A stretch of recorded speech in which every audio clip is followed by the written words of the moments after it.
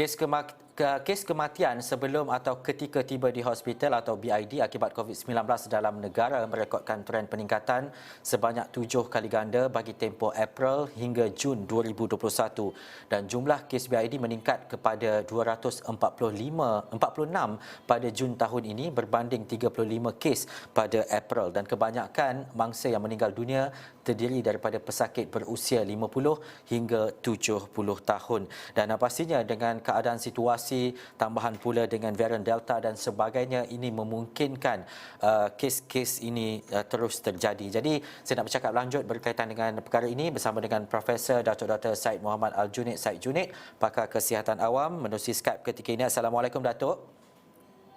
Assalamualaikum warahmatullahi wabarakatuh. Datuk, pertama sekali kita melihat kepada keadaan dan juga situasi semasa 21 ribu catatan yang Malaysia catatkan disebabkan jangkitan COVID dan sebagainya ketika ini dan varian Delta merupakan antara mungkin penyebab di seluruh dunia peningkatan kes secara mendadak. Bagaimana dan juga respon Datuk melihat kepada situasi keadaan COVID semasa di Malaysia dan juga dunia ketika ini, Datuk? Ya, kalau kita lihat selain daripada Malaysia, banyak negara-negara di dunia juga mengalami pattern ataupun trend yang sama di mana peningkatan kes sekarang ini memuncak sekali disebabkan mungkin kebanyakan disebabkan oleh varian Delta dan juga pada masa yang sama disebabkan oleh kegagalan kita untuk menyediakan program vaksinasi yang tinggi liputannya yang boleh sekurang-kurangnya menurunkan sedikit bilangan kes ini. Jadi ini merupakan satu kengkangan yang kita hadapi dan cabaran kepada sistem kesihatan di Malaysia dan juga di kebanyakan negara untuk melakukan aktiviti-aktiviti bagi mengurangkan impak daripada pandemik ini.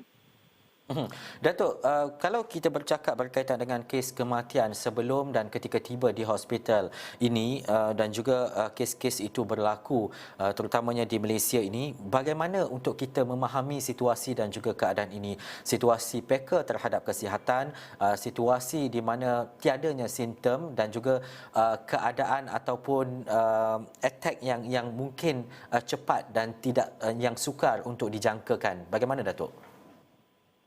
Ya, kalau kita lihat trend daripada kes kematian dan juga bilangan kes dan juga peratusan kes yang BID atau brought in death ini, saya lihat lebih kurang dalam sekitar 20 ke 30% peratus daripada kes-kes kematian adalah berada dalam kategori brought in death ataupun dibawa dalam keadaan sudah meninggal. Ini sebenarnya merupakan satu perkara yang tidak seharusnya berlaku, terutama sekali bagi sebuah sistem kesihatan seperti Malaysia yang telah pun matang dan pernah dinobatkan sebagai salah satu sistem kesihatan yang baik di dunia. Apa yang berlaku sekarang ini merupakan satu daripada sebabnya adalah kelemahan dalam sistem kesihatan kita sendiri, di mana kita tidak menyediakan satu keadaan yang sesuai apabila kes-kes yang diberikan yang menjalani kuarantin di rumah dan juga menjalani isolasi di rumah, di mana mereka apabila berada dalam kategori 1 dan kategori 2 ini, apabila berlaku perubahan dalam status mereka apa yang kita dapat tahu, mereka menghadapi masalah untuk dapat menghubungi hospital dan juga pusat-pusat tertentu untuk mendapatkan rawatan dan juga mendapatkan peluang untuk dimasukkan ke hospital.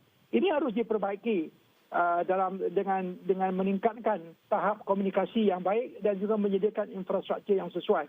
Saya tidak ada alasan yang boleh kita berikan kepada rakyat apabila mereka cuba mendapatkan rawatan dalam keadaan kecemasan tetapi tidak boleh menghubungi pusat-pusat tertentu. Ini merupakan satu perkara yang serius, harus ditangani dan setiap satu kematian atau brought in death ini harus diselidik dengan terperinci di manakah silapnya. Kita tidak juga menolak kemungkinan bahawa pesakit-pesakit yang brought in death ini juga mereka yang mungkin tidak mendapatkan vaksinasi, mungkin disebabkan oleh tidak berpeluang ataupun mereka sendiri memilih tidak mahu mendapatkan vaksinasi. Ini harus kita perbaiki.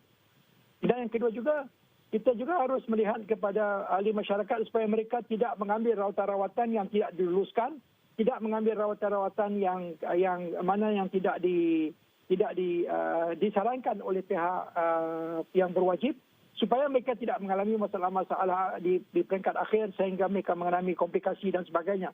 Jadi di dua-dua sisi, di sistem kesihatan kita harus pertingkatkan kaedah untuk pesakit-pesakit yang mendapatkan isolasi di rumah ataupun dikuarantinkan di rumah untuk menghubungi rumah sakit dan hospital. Dan pada masa yang sama, ahli masyarakat juga harus bertanggungjawab supaya mereka mengikut SOP yang disediakan bagi mereka yang menjalani kuarantin dan juga menjalani home quarantine tadi, supaya apabila mereka mempunyai sign and symptom, jangan tunggu sehingga terlalu lewat untuk menghubungi pihak hospital bagi mendapatkan kemasukan ke hospital apabila status bertukar daripada kategori 1 dan 2 kepada kategori 3, 4 dan sebagainya. Ini harus kita lakukan, harus dipandang serius.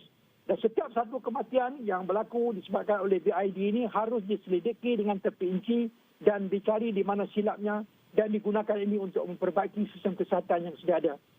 Datuk, kemungkinan yang berlaku juga adalah mungkin ada dalam kalangan pesakit yang tidak mengetahui dia dijangkiti oleh COVID-19 dan mungkin ia akan didiagnos ataupun dapat dikesan selepas kematian itu berlaku. Apa langkah dan juga mekanisme untuk mengelakkan kejadian seperti ini berlaku, Datuk? Mungkin secara ringkas. Ya. Ini merupakan peratusan kecil daripada ahli masyarakat, walaupun ada disebabkan mungkin mereka tidak mempunyai simptom dan sebagainya. Sebab itu salah satu di perkara yang disadangkan diadakan juga ujian-ujian sendiri apabila mereka merasakan mereka terdedah kepada pesakit yang mempunyai COVID-19 ini, dilakukan ujian kendiri. Ini merupakan satu daripada langkah yang boleh kita laksanakan.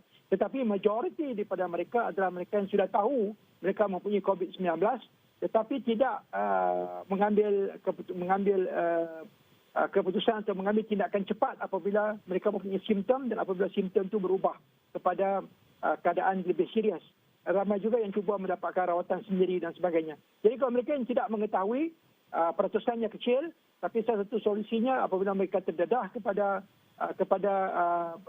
pesakit-pesakit COVID-19, maka mereka boleh melakukan ujian sendiri ataupun melakukan ujian-ujian lain yang berkaitan. Yang paling senang adalah ujian sendiri apabila ini boleh diperolehi daripada pasaran dan dilakukan ujian ini.